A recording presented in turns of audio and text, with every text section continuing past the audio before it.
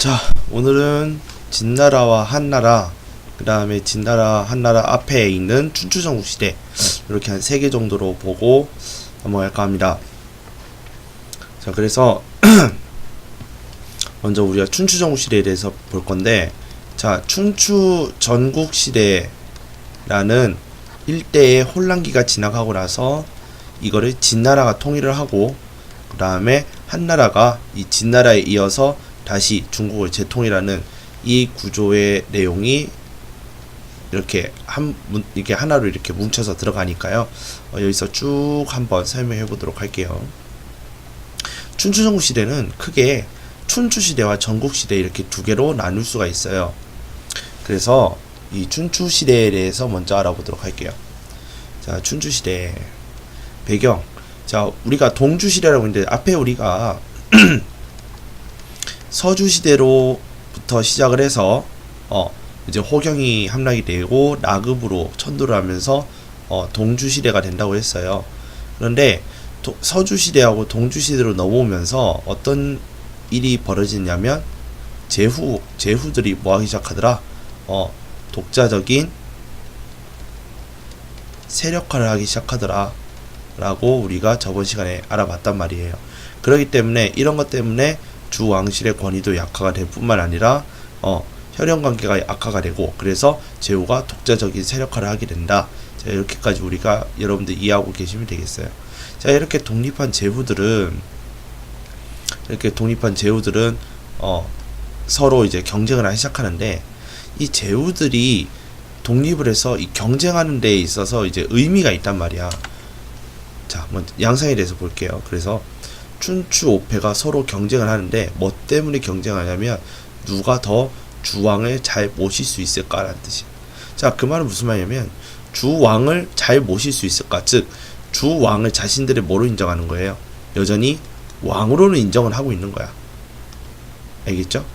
단지 내가 조금 더 강력한 제후로서 서로가 이제 경쟁을 하는 그런 구도를 우리는 춘추시대라고 얘기하는 거예요.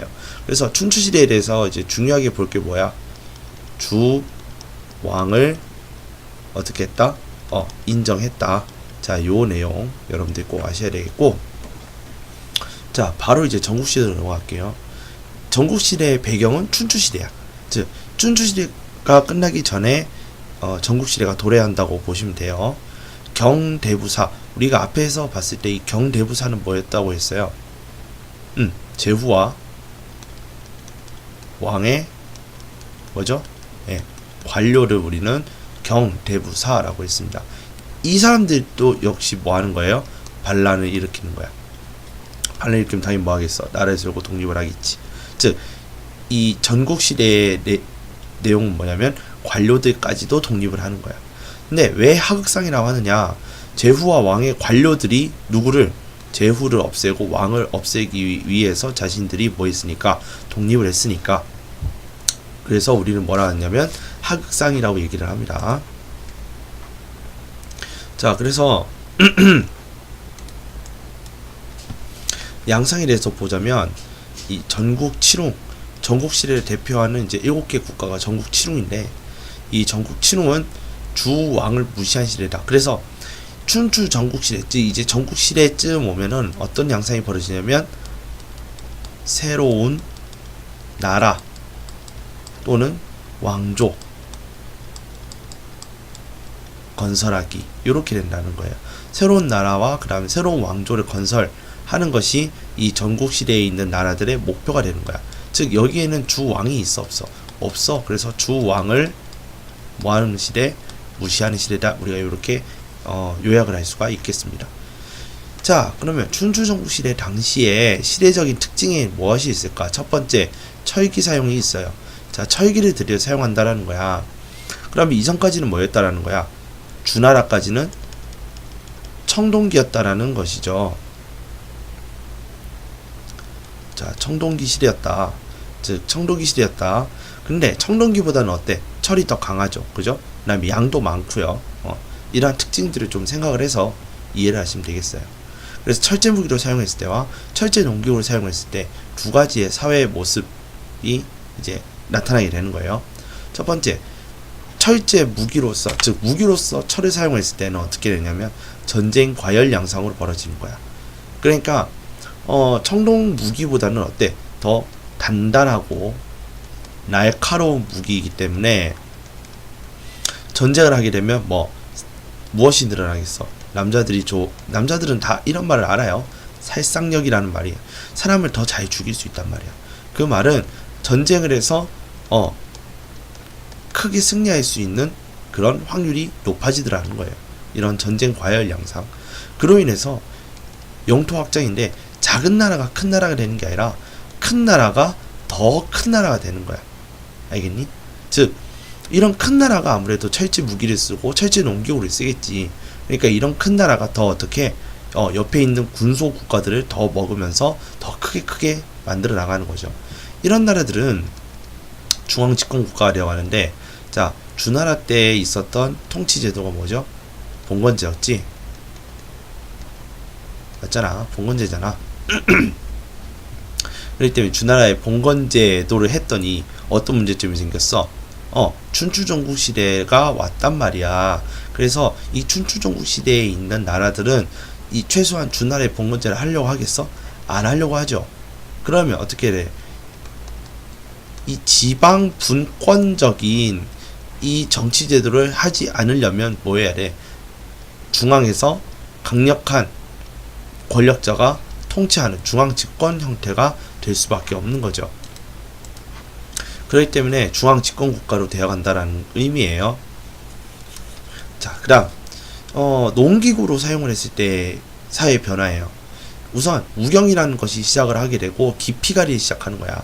자, 우경은 뭐냐면 소를 이용한 이제 경작법을 우리는 우경이라고 얘기를 하고요.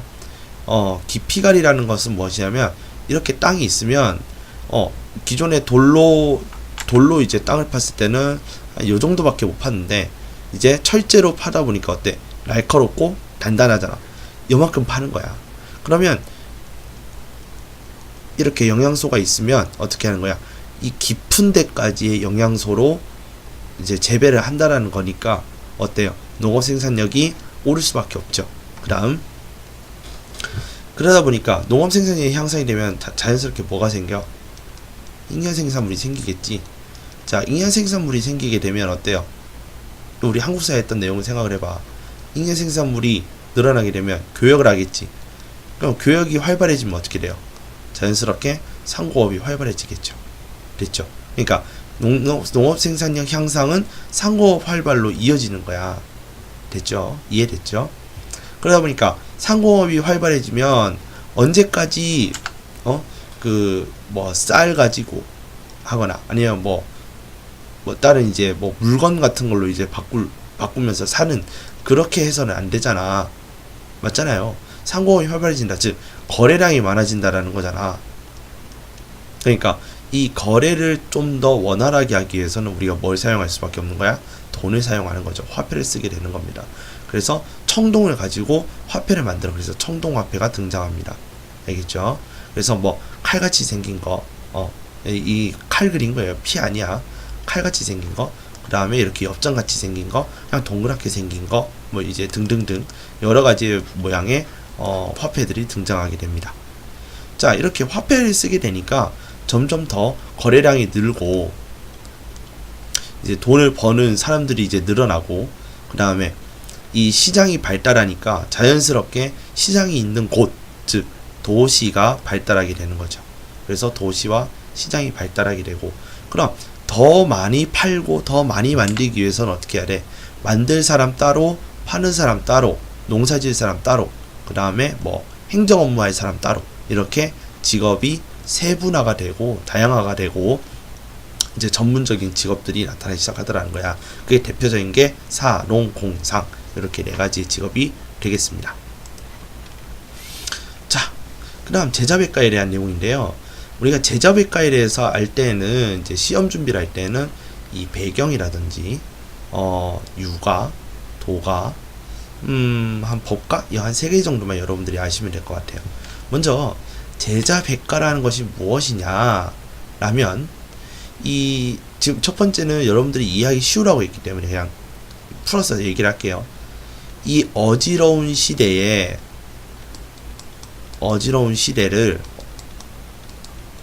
어떻게 끝낼 수 있을까?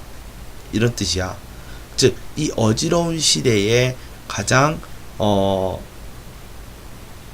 이제 이 시대를 종결시킬 수 있는 가장 좋은 것이 무엇이냐 해가지고 서로가 서로의 이론을 가지고 싸우는 그 시기를 우리는 제자백가 시기라고 얘기를 합니다. 제자백가라고 얘기를 하는데, 그래서 그럼 어떤 식으로 이제 이런 전국시대를 해결하느냐 배경이 되겠죠. 제후들의 부국강병이다. 자, 제후들의 부국강병, 나라를 어떻게 하고 부유하게 하고 군사를 강력하게 하면 나라가 커지겠지, 그죠? 그래서 이걸 부국강병이라고 얘기합니다. 그래서 제후들이 부국강병을 위해서 이제 나라를 키워야 될 거 아니야. 키울 방법을 찾아야 될 거 아니에요. 그러기 위해서는 어떻게 해야 돼? 사람을 데려와야 되죠. 이해되나요? 자, 다시 얘기할게요.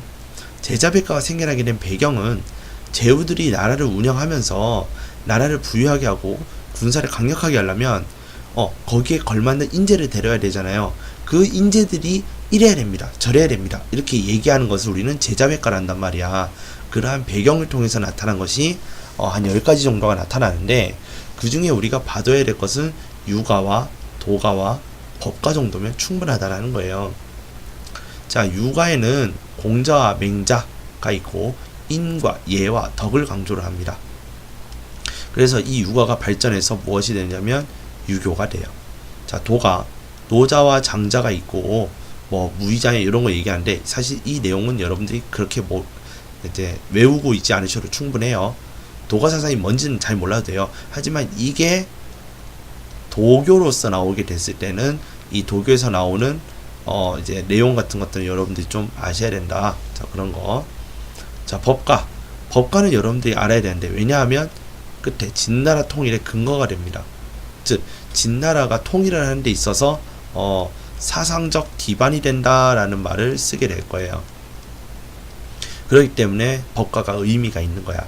이 사람들이 전부 다 진나라의 이제 진시황을 도와서 통일을 하는데, 그런 이런 법도 만들고요. 이런 이제 법질서를 강조하고, 그래서 이제 진나라 질서를 유지하는데 도움을 준 사람들이에요. 그래서 유명한 사람들입니다. 네. 자, 이렇게 유가, 도가, 법가 정도만 여러분들은 알고 계시면 될 것 같습니다.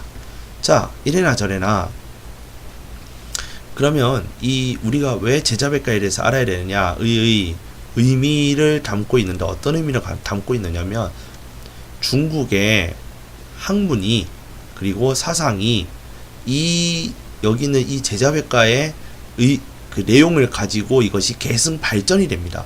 그래서 중국의 학문과 사상에 무엇이 되냐면 뼈대가 만들어지는 거야. 골격, 뼈대라는 말이에요. 뼈대가 만들어지고요. 그리고 이것이 훗날 중국의 이제 다른 왕조의 정치와 그 다음에 이제 문화적인 면에서 이제 문학에도 크게 영향이 미치게 돼요. 알겠죠? 네. 여기까지가 춘추 전국 시대가 되겠고요. 지금부터 우리가 이제 진나라에 대해서 보도록 할게요. 자, 진나라는 오래간 왕조가 아닙니다. 15년 왕조인데, 우리가 진나라에 짧게 살다간 이 진나라에 배워야 된 이유가 여기 있는 거예요. 최초로 무엇을 통일했기 때문에? 최초로 중국을 통일을 했기 때문에 그런 거야. 첫 번째, 전국 칠호의 평정에서 중국 최초 통일국가다. 자, 요것만으로도 먼저 중요한 포인트 하나 잡혔어요. 그죠? 두 번째, 진나라를 이끌어 나가는 사상은 무엇이냐면 법가예요. 아까 위에서 봤지? 자, 이 법을 통해서 국력이 성장하게 돼요. 무슨 말이냐면 질서가 유지하게 되더라 라는 뜻이에요. 질서가 유지가 되니까 이제 강력한 법을 통해서 유지된 질서를 가지고 통일의 밑바탕이 되는 거죠. 즉 무슨 말이냐면 이걸 통해서 백성들의 삶이 안정이 되더라는 거예요. 뭐 범죄로 줄어들고 이 법에 따라서 이제 세금을 매기고 이러니까 문제가 안 생기는 거예요. 그래서 사람들이 안심하고 나라에 헌신을 하는 거죠. 자, 이렇게 해서 통일을 달성합니다. 물론 제가 싫어하는 건 연도 외우는 거니까 연도는 얘기하지 않을게요. 그런데 우리 세 번째 진나라의 왕이었던 영정이라는 사람은 영구정지가 아니야. 영정은 삼황오제에서 황과 제를 따서 황제라는 지존의 자리를 만들어요. 지존의 자리. 인간이 오를 수 있는 최고의 자리가 바로 황제라는 뜻이야. 그래서 자신이 황제로 등극하는데 진나라에서 황제라는 칭호를 시작하였다 해서 진시황제라고 부릅니다. 됐죠? 자, 그러면 진나라의 정치에 대해서 한번 보도록 하자. 자, 당연히 아까 우리 위에서 봤지만은 중앙집권 형태의 국가가 되어간다라고 얘기를 했어요. 이런 제후들이. 그렇기 때문에 중앙집권 국가의 모습을 띠고 있는데, 첫 번째 진나라의 정치 형태 9년제입니다. 9년제 반드시 알아두셔야 돼요. 군과 현의 관리를 파견하는데, 이 관리를 파견하는 이 모습이 간접 통치가 아니라 직접 통치야. 왜? 이 관리 누가 뽑니? 황제가 뽑거든요. 맞죠? 맞나요? 맞죠? 자, 다시. 황제가 직접 뽑는 황제 선발에 의한 관리예요. 황제 선발로 관리가 뽑혔단 말이야. 그럼 이 관리가 군과 현으로 가는 거지. 그러면 누구 대신에 황제 대신에 누구의 정치? 황제의 정치를 하기 때문에 이거는 무슨 통치야? 직접 통치라는 거예요. 그러면 반대말 주의 봉건제는 간접 통치라고 얘기를 하는 거야. 여기서는 왕이 제후가 정치하는 거에 간섭해 안 해? 안 하죠? 간섭할 수가 없죠? 맞잖아. 이게 바로 봉건제란 말이야. 그러니까 9년제는 직접 통치에 대한 내용입니다. 자, 다음 사회 통일과 경제 통일이야. 자, 먼저 문자를 통일을 하는데 어떤 문자를 같은 이제 뜻으로 이제 이렇게 썼던 거를 어떻게 하느냐면 하나로 통일을 시켜요. 당연히 진나라 문자로 이제 통일을 시키는 거죠. 그다음 화폐 통일. 자, 요렇게 생긴 것들 앞에서 우리가 봤지. 이거를 그 반량전이라는 진나라 화폐로 통일을 시켜요. 세 번째, 도량형이라는 것이 있는데 도량형이라는 말은 쉽게 얘기하면 단위야, 단위. 그래서 1m는 요것이 1m다 라고 했을 때 윗지방에서는 요것이 1m라고 아랫지방에서는 요것이 1m라고 하는 거야. 그러니까 어떻게 하자? 이런 거 다 폐기하고 오로지 1m는 요거야 라면서 약속을 정하는 겁니다. 이것이 바로 도량형 통일에 대한 내용입니다. 자, 요렇게 되니까 이 도량형 통일 같은 경우에는 이것이 무엇에도 문제가 되는 거야? 세금을 내는데도 문제가 발생하는 거예요. 그렇기 때문에 도량형 통일은 반드시 했어야 하던 거다. 그 다음 도로망도 정비를 합니다. 예, 물론 세금 운반도 문제가 되겠고요. 관리들이 파견하는 데 있어서 뭐 그런 것들이 좀 2차 절차해서 쉽게 가면 우리가 이 게임으로 이제 얘기할 것 같으면 인프라를 구축한다라고 이제 얘기를 하면 되겠습니다. 예, 시설 같은 것도 세우고 길도 닦아놓고 하는 거예요. 그 다음 이것도 체크를 합시다. 사상적 통일 분서기류 사건이에요. 책을 불태우고 유학자들을 파묻는다는 뜻이야. 다른 사상가의 책을 뭐하고 태운다. 이게 분이야, 분. 서. 그 다음에 특히 이 진나라가 법가 사상을 통해서 통일을 했는데 법가를 따라가다 보니까 유학자들이 뭐라 하냐면 말이 엄청 많은 거야. 이것들이 덕으로서 통치해라 이런 식으로. 그러니까 그래서 생매장했다. 갱. 그래서 분서 갱유 사건이다 라고 얘기를 합니다. 자, 그럼 이제 진시황제가 뭘 했는지에 대해서 볼게요. 자, 중국의 만리장성 유명하잖아. 만리장성을 지어요.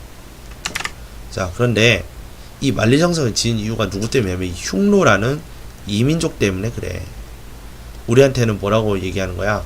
오랑캐라고 얘기하는 이 흉노족이 북쪽에서 이제 쳐들어와요. 쳐들어와서 이제 약탈하고 막 그래.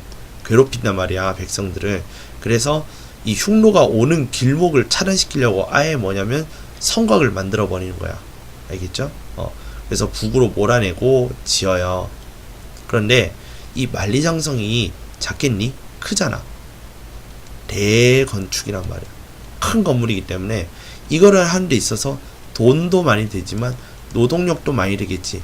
특히 이 노동력 누구한테서 갖고 와야 되니? 뭐라고? 그렇지, 백성에서 갖고 와야 된단 말이야. 그래서 이 노동력은 백성에서 갖고 오기 때문에 대건축 사업을 무리하게 진행했을 경우 누구의 불만을 사요? 백성의 불만을 사게 되는 겁니다. 두 번째, 자신이 살 궁을 지었는데 이 궁이 아방궁이라고 해서 굉장히 호화로운 궁을 지어요. 그 다음 자기 죽을 때 들어갈 무덤을 미리 파는데 그 무덤이 진시 황릉이고 이 안에 들어가 있는 그 이제 수만 개의 병마용이 여기에 있어요.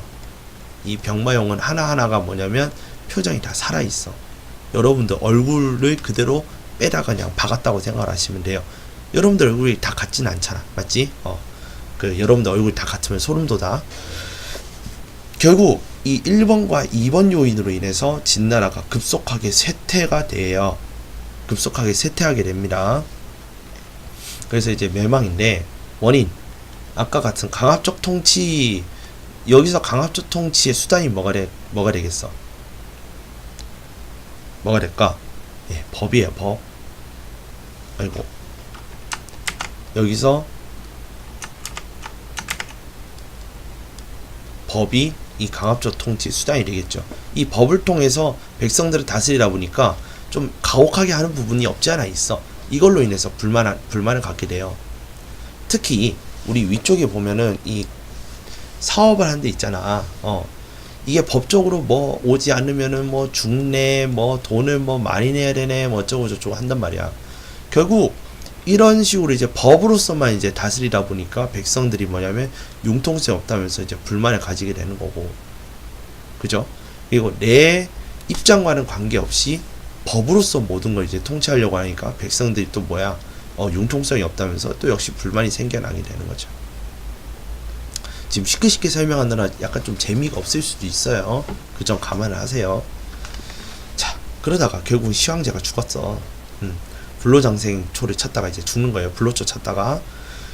자, 시황제가 죽고 나니까, 이 강력한 사람이 죽고 나니까 이때다 싶어서 이제 농민들이 반란을 일으켜요. 진승 5광이 아닌데, 사실 이 사람들은 원래 어디를 가려고 했냐면, 이렇게 중국이 있으면 이 밑에 지방인데 이 만리장성을 짓는 이 현장으로 가야 된단 말이야. 근데 제 시간에 못 오면은 죽어야 돼.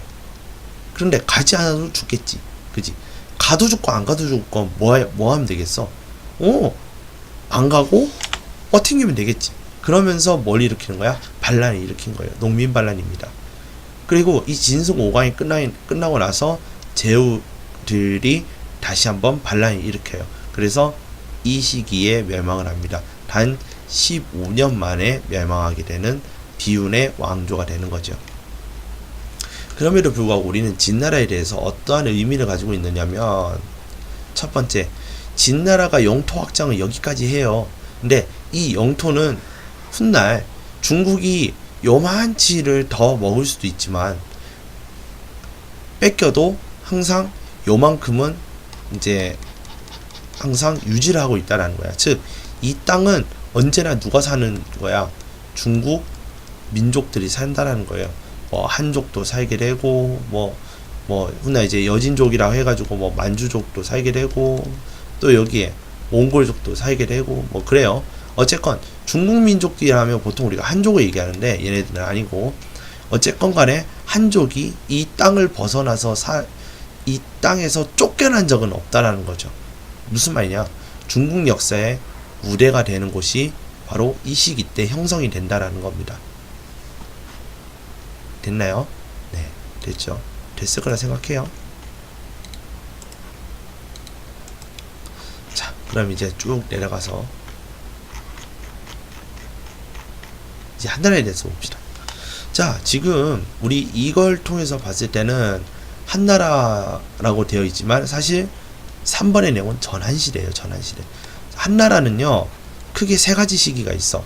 전한시기가 있고, 그 다음에 왕망에서 성립된 신나라가 있고, 그 다음에 광무제에 의해서 만들어진 후한시대가 있어요. 그래서 요 시기 다 합쳐서 약 400년간 이제 한나라가 존속을 했었는데, 먼저 그 중에 첫 번째 전환시대에 대해서 먼저 볼까 합니다. 건국 배경입니다. 진나라가 멸망을 했어. 진나라가 멸망을 해서 바로 한이 딱 들어온 게 아니라 역시 제후들이 독립을 하고 서로 이제 싸우기 시작을 해요. 그러다가 초와 한의 이제 이강 구도로 이제 나뉘게 되거든요. 그때 항우 초나라를 대표하는 항우와 한나라를 대표하는 유방이 서로 이제 맞붙게 돼요. 그래서 요 내용을 우리는 뭐라 하냐면 초한지라는 소설이 있고요. 그 다음에 그 내용을 가지고 만든 보드게임이 장기예요. 즉 이 초와 한의 이 이강 구도를 깬 사람이 누구냐면 한나라의 고조, 한 고조 유방이 되겠습니다. 자, 이렇게. 그래서 한 고조 유방의 통치가 어떤 걸 통치를 했느냐, 어떤 식으로 통치를 했느냐, 한 고조 유방의 통치. 첫 번째, 군국제라는 걸 실시를 해. 자, 우리가 전쟁이 끝나고 나면 전쟁은 나 혼자서 하는 거 아니죠, 그죠? 즉 공신들이 있단 말이야. 공이 높은 신하들이 있단 말이지. 얘네들한테 당연히 뭐 해야 되겠어? 보상을 해야 되겠지. 그래서 이 당시에 좋은 보상은 뭐야? 토지를 주는 것과 관직을 주는 거야. 그래서 관직을 주는데 일단은 이 중국에는 일단 뭐가 만들어져 있어? 가장 지존의 자리 황제지. 황제 밑에 뭐가 있냐? 왕이 있는 거야. 이 왕으로 봉하는 거야. 그럼 왕에 걸맞는 뭐도 줘야 돼. 왕에 걸맞는 뭐도 줘야 돼. 토지를 줘야 되겠지. 그래서 왕국을 세워주는 거야. 그래서 일부 지역은 봉건제로서 왕국을 세워주고 또 다른 이제 그러니까 여기서 말하는 왕국은 이제 뭐 킹덤이라는 뜻이 아니에요. 우리 식으로 얘기하면 제후국을 얘기합니다. 제후국으로 만들어주고 나머지 지역은 군현제로서 황제가 직접 통치하는 이렇게 두 가지가 공존하는 이것을 뭐라 하느냐면 군국제라고 그래. 알겠죠? 군국제를 하게 돼. 그러나 점차 군현제로 확대가 된다. 이건 좀 뒤에 가서 얘기를 할게요. 그 다음에 한고조 유방은 나라가 통일되자마자 농민들의 세금을 감면해 줍니다. 감면이라는 건 뭐야? 영어로 디스카운트에 대한 내용이죠. 즉 세금을 깎아줬다는 얘기지. 뭐 때문에? 민심 회복하기 위해서라고 여러분들이 알고 계시면 되겠습니다. 됐죠? 자, 세 번째 한무제입니다.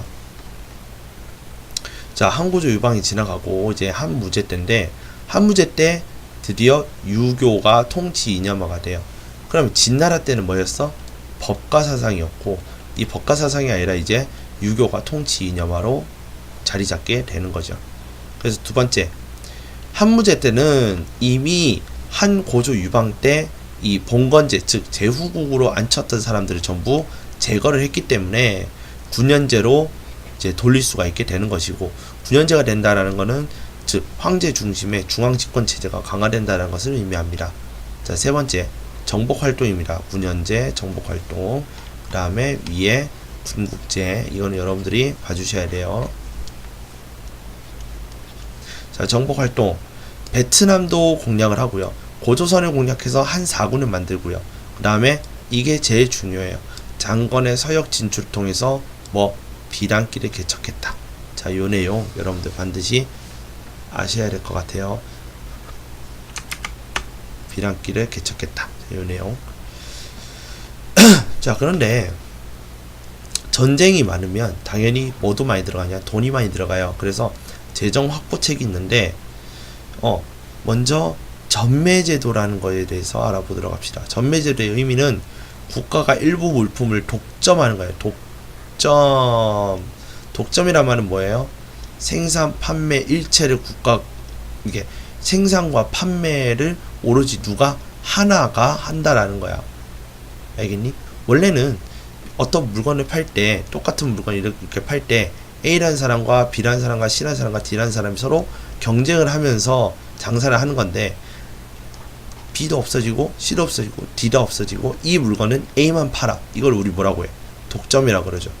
국가는 이런 식으로 일부 물품에 대해서는 독점을 하는 그런 형태를 취한단 말이야. 그게 전매제도야. 그래서 특히 철과 소금인데 여러분 이 당시에는 철이 없으면 안 됐고요. 소금은 우리 지금도 그렇지만 소금 없이는 못 살잖아 우리가. 마찬가지죠. 그러니까 철과 소금은 우리 생활에 있어서는 뭐냐면 필수품이죠. 즉 필수품을 독점한다? 그러면 언제나 국가는 뭐 하기 마련이에요? 돈을 벌죠. 그럼 그 돈 갖고 뭐 하는 거야? 또 공격하고 전쟁을 벌이는 거죠.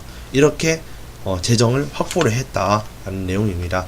그래서 전매제도 내용 여러분들 알아두셔야 되겠고요. 여 밑에 있는 예시는 여러분들이 한번 보세요. 자, 릴. 자, 그런데 이런 전한도 쇠퇴를 맞이하게 되는데요. 한 무제가, 그러니까 이 어마어마한 카리스마 있는 이 황제가 죽고 나서부터 외척은 뭐죠? 왕의 처가, 이런 사람들, 뭐 그래서 뭐 삼촌이라든지 뭐 등등등 이런 사람들이 있죠, 그죠? 네. 야, 요렇게 해서 이제 또 환관의 내시 다자, 즉 환관, 즉 내시들의 권력이 다툼이 일어나게 돼요. 그래서 외척과 환관이 서로 권력을 다투기 시작하더라. 그렇게 하다 보니까 역시 나라 안이 어떻게 해요? 어지러워지니까 국력이 약화가 되겠죠. 그 와중에 외척 출신의 왕망이라는 사람이, 이 황제가 그 지금 뭐야, 무슨 씨야? 성씨가 유씨겠지. 이 유씨였던 유씨 황제 체제가 잠시 무너지게 되고 왕망이 황제가 돼요. 그러면서 나라를 신나라를 건국을 하는데, 이 당시 지방의 유력 세력으로서 사병을 가지고 있었던 호족들의 반발과 농민 반란에 의해서 오래가지 못하고 멸망해요. 그러고 나서 훗날 광무제라고 일컬어지는 유수라는 사람이 후한을 새로 건국을 합니다. 그래서 이 시기를 우리 뭐라냐면 후한이라고 얘기해. 즉 전한 있으면 후한 앞에 신이 한번 들어서고, 신 지나가고 나서 광무제에 의해서 후한이 들어오는, 이제 이런 순서대로 국가가 이제 진행이 돼, 이제 역사가 진행된다라는 거예요. 자, 네 번째, 이제는 아예 후한에 대해서 따로 이제 언급을 해놨으니까 앞에 있었던 내용들은 뭐예요? 전부 다 전한에서 신까지의 내용이었다라고 여러분들 보시면 되겠어요. 자, 후한과 삼국시대인데 먼저 후한에 대해서 볼게요. 후한에 대해서는 언급할 게 별로 없어. 호족이라는 거에 대해서 여러분들이 반드시 알아두셔야 됩니다. 후한에서는 먼저 배경, 농업 생산력이 증가하고 비단기 개척 후에 상업이 발달하면서 성장하게 되는 일종의 새로운 지배층이 되는데요. 얘네들은 대토지를 소유하고 넓은 땅을 소유하고 지역사회를 장악을 하여 중앙관직으로 진출하게 됩니다. 그래서 호족이 가지는 의미가 어마어마하죠. 즉 후한 때에 와가지고 이제 후한 때에 와가지고 두각이 되는 나타나는 새로운 지배층으로서 이제 성장하게 되는 거죠. 그런데 이 후한이라는 것도 이제 오래 가지는 못해요. 이제 쇠퇴를 하게 되는데, 역시 마찬가지로 이제 외척과 환관의 횡포가 일어나, 특히 마지막 그 후한 말대의 외척이 성씨가 하씨였어요. 하씨. 그 다음에 이제 환관들이 있는데, 이 10명의 환관이 횡포를 부려요. 그래서 이 하씨 외척 세력과 이제 환관이 서로 또 횡포를 부리면서 나라를 말아먹기 시작하는 거야. 특히 이제 하씨의 출신으로 해가지고 대장군이었던 사람이 하진이라는 사람인데, 뭐 이 사람이 이 황건적을 토벌하라고 대장군으로 임명되는 이제 그런 내용들이 삼국지에 나와요. 어쨌건 이 황건적의 난이 봉기를 하게 되는데, 이 황건적의 난을 진압을 하고 나서부터 호족들이 서로 각기 자기 이제 근거지에서 독립을 해서 이제 다툼이 일어나게 돼요. 이게 삼국지예요. 이 내용을 가지고 만든 소설이. 자, 그러다가 이제 어느 정도 호족의 다툼이 정리가 될 시점에 후한이 멸망을 하게 됩니다. 자, 그래서 요 다음 내용부터는 이제 위진남북조가 나오는데요. 자, 위진남북조가 나오는데, 이 위진남북조 때 좀 더 제가 자세하게 다뤄드리도록 할게요. 오늘은 여기까지고요. 한해경제가 있구나. 한해경제부터는 그냥 우리가 위진남북조 할 때 먼저 보고 그렇게 마무리 짓도록 할게요.